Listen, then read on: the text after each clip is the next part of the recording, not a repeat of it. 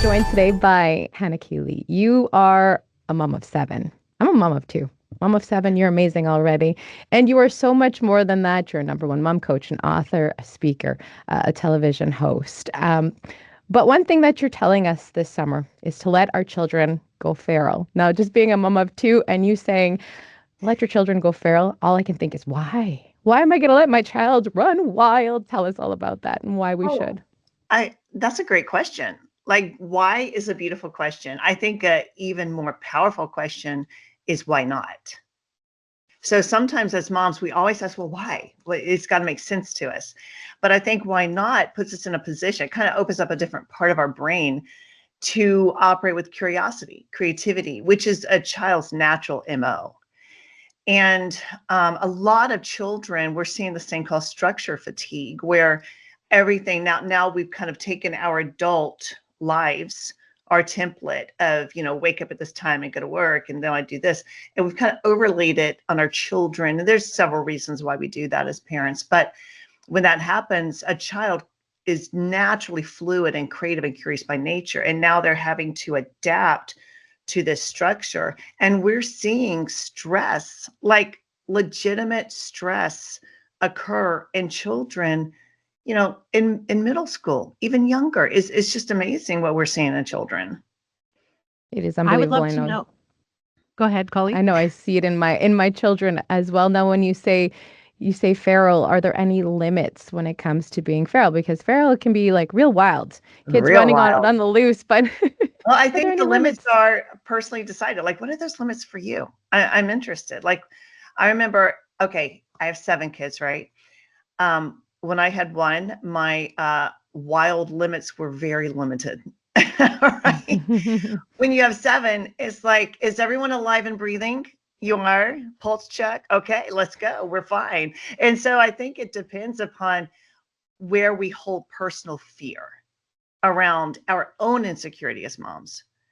Because children, when you allow them to be their wild selves, you see something so beautiful come out. You see the light come back in their eyes. You see I remember thinking, if my kids are not dirty enough at the end of the day, I didn't do a good job. That was my like litmus paper that I used to see if I did a good enough job as a mom. It's not, I mean, and honestly, my kids, you can ask all 7 of them, I never cared what grades they made. I don't, I mean, if you fail, I mean, we have to look at why that happened, but none of them have ever failed a class because I don't think they hold that pressure. It's like, come on, just like, what can you learn from this? This is our one time going around on this earth, and I want my child to know to make it count. I love that. It's beautiful. I gotta say really quickly, I find it funny. I have a 16-year-old daughter, and yesterday we were having this conversation around the dinner table about how way back in the day, we pretended there was these make-believe worlds. I walked through a culvert, and then, we pretended all this, and my daughter said, "Where'd that go?" And I said, "Well, part of it, I think, is phones, social media, but boredom allows for creativity." Is Yeah. that something that you found as well? Oh, absolutely. Boredom is not a problem. And it's really a portal. And children do not have an opportunity. Well, by and large, of course, but children don't have an opportunity to be bored. Adults don't have an opportunity to be bored.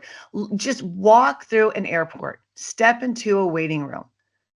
Everyone, as soon as like there's like a button on everyone's butt, as soon as it sits down, your phone is right in front of your face. It's like we are constantly distracted.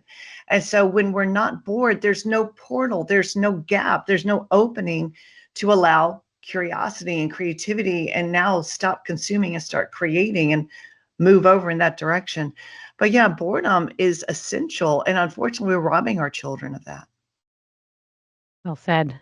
Now, when it comes to letting your children run feral during the summer, what are some of the main benefits for kids? Well, again, we've been talking a lot about curiosity and creativity. It allows for that openness. It also allows for new learning to develop. So sometimes we think a learning environment has to be structured. It has to be a camp, it has to be a class, it has to be a book, a program. But learning can also be so integrated in with their lives. I've seen kids who can rewire a television to make sure their gaming system can work, but they don't know how to wash a load of laundry. It's like, what's happening here? And so this could be a great summer to develop life skills, to develop just the skills and how to problem solve, things like that. And so it can be a beautiful opportunity and an opportunity for a mom to do some work around her own insecurities as well. You mentioned moms, you mentioned the kids. Overall, at the end of the day, this is going to benefit not only the children, but it's also going to benefit the family. It will, but it's also a bit terrifying. Yes. Like we like let's recognize that. Like why is it so scary? I mean, why do you guys think it's so scary when you think letting your kids run wild? Why is that so terrifying for a mom? Well, you know what? There's a lack of control. Sorry, you go. I was just going to say, like, one of my children likes to run wild. So, like, I don't have, I'm okay with it. The other one, I want her to be feral. So I'm feeling everything that you're saying here. And I'd like my children to run feral. I need her to let loose. Yeah. Yeah. But she may have a different way of processing information. She may have a different personality style. She may be more in the control. I want control. I want order. And so now we can take that into a real world environment. What would it look like to go into nature and create order out of chaos? What would it look like to create a fairy house in the middle of the backyard? Because think about it, that there's problem solving, there's order skills.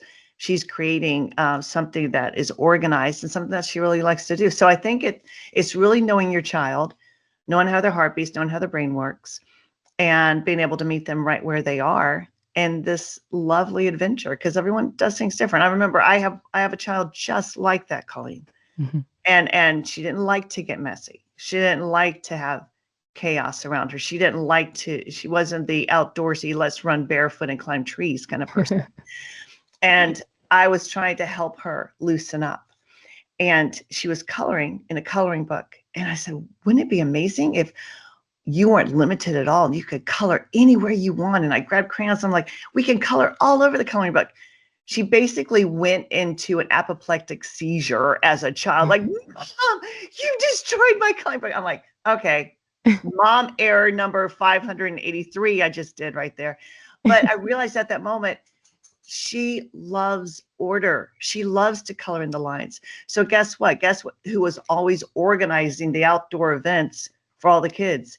Guess who was like making sure that they all had the right ingredients in the big pot of soup that they were making with pine cones and leaves? It's like, wait, we already put 2 pine cones in there. Hold on. I don't know if we can have another one. But so bring that same system of how they process information and move it into a real world environment where now they can integrate creativity with that. And it's really beautiful. I know one thing we did in our life is we actually bought a trailer out at the lake so that we could be in that space. And it's unbelievable what you see and how they change and how they become feral on their own. They just run wild. I mean, I think we're all born to be a little wild. You know, Amen to that. Amen to that, right? And so how do we raise feral kids in a formal world? Because the world loves structure. The world loves order. The world loves predictability. And we're all created to be wild, Yes. to soar, to experiment, to feel and to live everything. I always think like I want to live the juiciest life possible. I want to squeeze every bit of juice. Like when I end up in heaven and God welcomes me in, I don't want to be like, okay, God, I stayed as safe as possible till the day I died. I want to come in like a wrung out wash rag. Like I did it all. I saw it all. I felt it all, the good, the bad. Like this is my one turn on this crazy ride called life. And I want it to count. I want my children to understand, to embrace everything. I love that. And I'm also going to step in right, just piggybacking that. Some people, this is hard. I'm an outdoorsy, run barefoot kind of gal. So I can get that. But for people who are a little more ordered or structured and they've got kids, what might be some practical tips to step into this even a little bit? I think practically, it might look like embracing something unfamiliar. My daughter she called me the other day. She's 31 and she was going to a dentist, and she does not like it, never liked it growing up. And I'm so proud of her. Like, she made this appointment. She's like, Mom, I'm scared. I'm scared of going to the dentist, and I'm on my way there and my heart's beating. And I'm like, okay, so let's talk about what you're scared of. And it had been several years since she went, and she really couldn't think of anything. And I said, so this tells me you're scared of the unfamiliar. And that's it. So we're not scared of the dentist, we're scared of the unfamiliar. And it is okay to be scared of the unfamiliar as long as we don't let that fear stop us in our tracks. So what I would encourage a mom to do, if it does feel unfamiliar, embrace that fear as well. Step into it. See what dirt feels like between your toes. See what the sunshine feels like when it's burning the tip of your nose. See what the rain feels like when it falls on your head and drips down your body. And sometimes we detach ourselves from our initial wiring. And then we find ourselves in this place called safety. And it's very predictable, but it's also very small. And I just don't believe any of us were born to live small lives, although we've been convinced of that throughout our lives by a lot of evidence. Maybe this is a beautiful time to step into something new and different. It is. And if people are looking for help in doing this and they want to learn more, how can they go about doing that? Well, I think, again, it's funny because this is my turn to say, well, here's all the resources. Here's where to find me. Here's how. But what if it looks like, let me just wonder. Let me just ask. Remember that first question, Colleen? Why not instead of why? Let me ask this. If my child wants to ride in the shopping cart at 20 miles an hour and have me push her all through the grocery store, why not? Is it because what I'll think people will think when they look at me? Or ask those hard questions. Why would I limit myself? Why would I stop my child? If they want to take their watercolor paints and paint on the glass windows, why not? And I think when we start asking those questions, we're going to really become face to face with our own fears and limitations. And it helps us grow as moms. What am I afraid of? That's fantastic. Is there a place where people can press in further to Hannah Keeley? Yes. Connect with me. You can go to my website, Hannah Keeley. Honestly, though, on Instagram, it's me responding to all the DMs. So if you really want some help, I love helping moms personally.